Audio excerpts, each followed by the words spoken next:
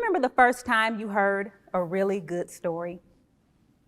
One of my first times was when I read Ramona the Pest by Beverly Cleary. As a kid, I loved to curl up in my favorite chair in our living room and transport myself into the misadventures of Ramona Quimby. Even now, I remember how my heart would race reading about her getting into trouble over and over for misbehaving. At the same time, as a shy suburban kid who often took myself a little bit too seriously, I really admired her fun-loving attitude and her carefree spirit. I've always loved stories because they allowed me to experience other worlds I didn't know anything about, yet helped me make sense of my own world at the same time. But stories aren't just for books or movies or entertainment. They're one of the most powerful forces on the planet to connect, persuade, and influence our mindset, beliefs, and behavior. And that's why storytelling is one of the most powerful marketing and leadership tools there is. In a world cluttered with forgettable, lackluster messages, stories make us memorable. Not only that, stories create powerful connections between the storyteller and the story listener. Elena Rankin writes, Yuri Hassin, professor of psychology and neuroscience at Princeton University, discovered that as you hear a story unfold, your brain waves actually start to synchronize with those of the storyteller. The greater the listener's comprehension, the more closely the brainwave patterns mirrored each other. Kind of brings a whole new meaning to the phrase, get on the same wavelength, right? But here's the best part of all. Stories are proven to affect behavior. Let's take the healthcare context, for example.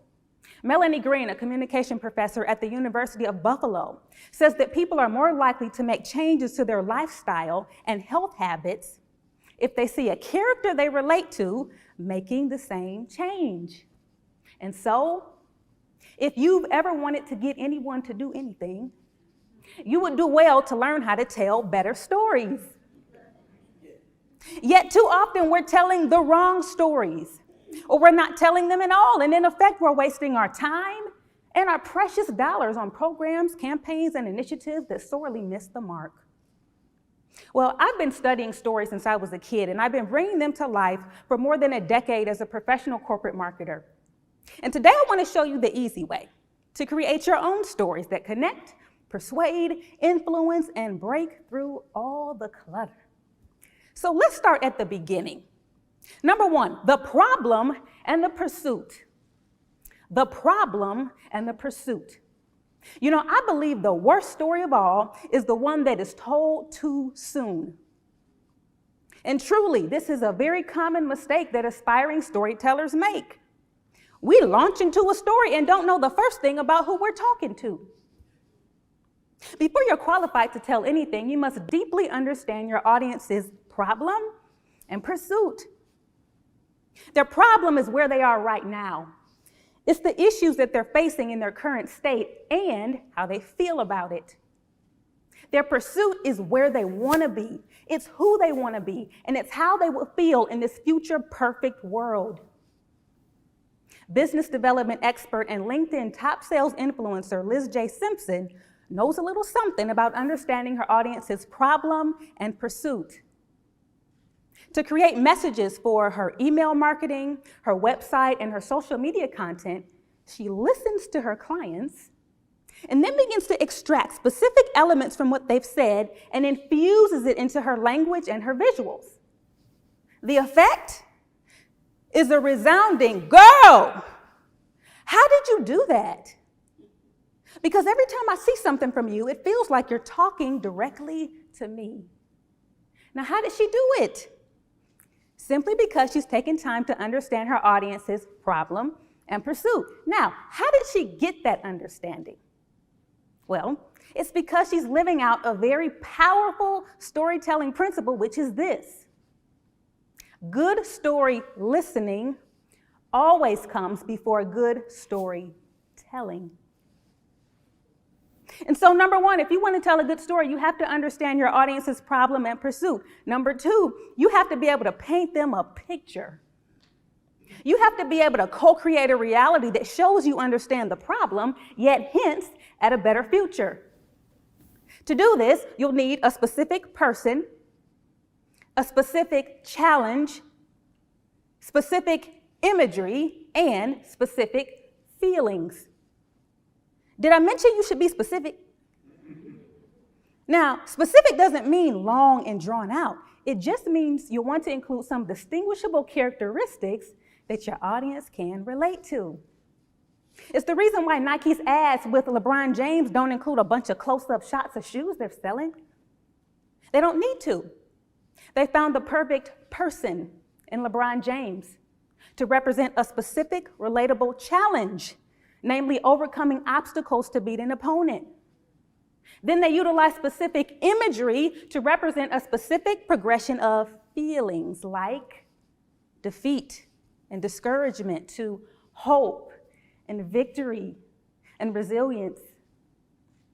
And once you've been gripped by a story like that, doesn't it almost go without saying that you want to wear the same sports gear LeBron James does? To inspire action and shift beliefs, paint a vivid picture for your audience through words and imagery that they can instantly recall when they think of you. And so if you're going to tell a good story, you have to, number one, know your audience's problem and pursuit. You must, number two, paint them a picture that they can remember and repeat. And finally, number three, you must propose. You must propose.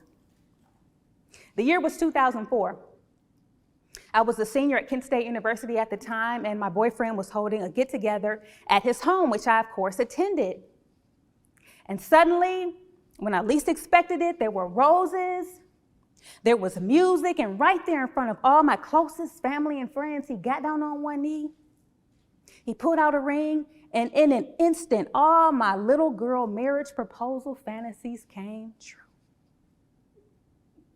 On the other hand, we have Curtis. Curtis, a couple years back, was at a local outdoor music event. And at the end of the event, he invited his girlfriend, Jackie, to come up on stage with him. And so Jackie begins to wade through the crowd and find her way to the stage. And she climbs the steps to the stage and she gets up there and she's standing up there looking at Curtis. The only problem was she's looking at him like this.